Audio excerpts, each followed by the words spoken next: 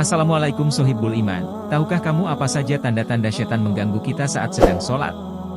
Berbagai cara dilakukan setan untuk mengganggu dan menjerumuskan umat Islam, salah satunya ketika sedang melaksanakan sholat. Sholat merupakan amal yang paling ditanyakan kepada umat Islam ketika dihisab di hari kiamat. Oleh karena itu, setiap umat Islam wajib hukumnya menunaikan sholat 5 waktu. Namun, terkadang tanpa disadari beberapa tanda ini sering kita alami ketika sholat. Dan hal tersebut ternyata gangguan yang dibuat setan agar sholat kita tidak bermakna. Nabi Muhammad SAW telah mengingatkan umatnya agar senantiasa berlindung kepada Allah dari godaan setan yang terkutuk, termasuk ketika melakukan ibadah sholat. Berikut ini adalah tanda kalau sholat kita sedang diganggu oleh setan laknatullah. 1. Menunda sholat. Gangguan setan terhadap orang yang sholat sesungguhnya sudah dimulai ketika ia berniat melakukan sholat, sehingga akan luput darinya keutamaan sholat di awal waktu. Di antara kesunahan sholat adalah mengerjakan sholat di awal waktu secara berjamaah. Rasulullah pernah ditanya, amalan apakah yang utama di sisi Allah?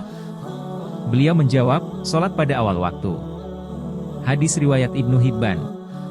Tidak hanya itu, setan juga akan mencari celah untuk memalingkan niatnya, yang tadinya ia sholat karena Allah, menjadi karena manusia. Misalnya sholat karena mencari perhatian, atau sholat supaya dianggap soleh dan lain sebagainya. 2. Ragu ketika wudhu. Gangguan setan pun berlanjut ketika seseorang melakukan wudhu. Misal kita terpikir jika wudhu saya sudah sah atau belum, tangan saya sudah terbasuh atau belum. Demikian bisikan setan pada orang yang berwudhu sehingga wudhunya diulang-ulang. Ada kalanya gangguan itu dalam bentuk meremehkan amalan wudhu, sehingga wudhunya dilakukan dengan tergesa-gesa, yang menyebabkan ada bagian yang tidak dibasuh dengan sempurna. Kegagalan dalam menyempurnakan wudhu merupakan target setan dalam merusak sholatnya seorang mukmin. Sesungguhnya dalam wudhu itu ada setan yang dinamakan al-walhan, karena itu waspadailah dia. Hadis riwayat Ibnu Majah. 3. Merusak takbiratul ihram. Gangguan setan berlanjut ketika memasuki sholat. Setan membisikkan keraguan dalam hatinya. Kemudian orang yang sholat merasa khawatir. Apakah takbiratul ihram yang dia lakukan sudah sah atau belum?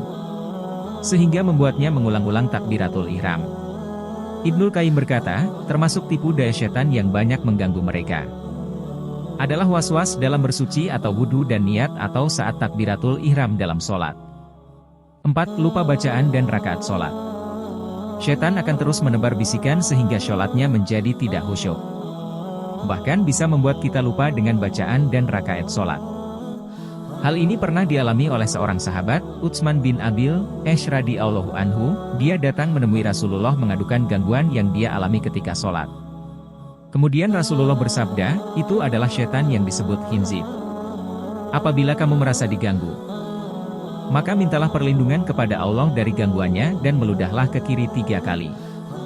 Kata Utsman, aku pun melakukannya, kemudian Allah menghilangkan gangguan itu dariku. Hadis riwayat Muslim. 5. Sholat dengan tergesa-gesa. Sholat yang dilakukan dengan tergesa-gesa akan kehilangan tumakninah yang merupakan salah satu dari rukun sholat. Orang yang sengaja meninggalkan rukun sholat maka sholatnya dianggap batal. Jika kamu hendak mengerjakan sholat maka bertakbirlah, lalu bacalah ayat Al-Quran yang mudah bagimu. Kemudian rukuklah sampai benar-benar rukuk dengan tumakninah, lalu bangkitlah hingga kamu berdiri tegak, lalu sujudlah sampai benar-benar sujud dengan tumakninah, lalu angkat kepalamu untuk duduk sampai benar-benar duduk dengan tumakninah, setelah itu sujudlah sampai benar-benar sujud. Kemudian lakukan seperti itu pada seluruh sholatmu. Hadis riwayat Bukhari dan Muslim. 6. Menguap dan mengantuk. Menguap dan mengantuk juga merupakan bagian dari gangguan setan terhadap orang yang sholat. Maka ketika sholat sebisa mungkin menguap ditahan sebagaimana sabda Rasulullah Shallallahu Alaihi Wasallam, adapun menguap itu datangnya dari setan, maka hendaklah ia mencegahnya selagi bisa. Apabila ia berkata ha, setan akan tertawa dalam mulutnya. Hadis riwayat Bukhari dan Muslim. Dalam riwayat lain Rasulullah bersabda, menguap ketika sholat itu dari setan, karena itu bila kalian ingin menguap maka tahanlah sebisa mungkin. Hadis riwayat Tabrani. 7. Ingat hal lain di luar sholat. Bentuk gangguan setan yang lain adalah timbulnya pikiran mengenai urusan di luar sholat. Tiba-tiba ia ingat di mana barangnya yang hilang padahal sebelum sholat ia tidak ingat. Jika itu yang terjadi maka ketahuilah bahwa setan sedang mengganggu sholat kita. Maka waspadalah dengan gangguan setan dalam sholat. Sebab bisa jadi sholat kita menjadi tidak bermakna.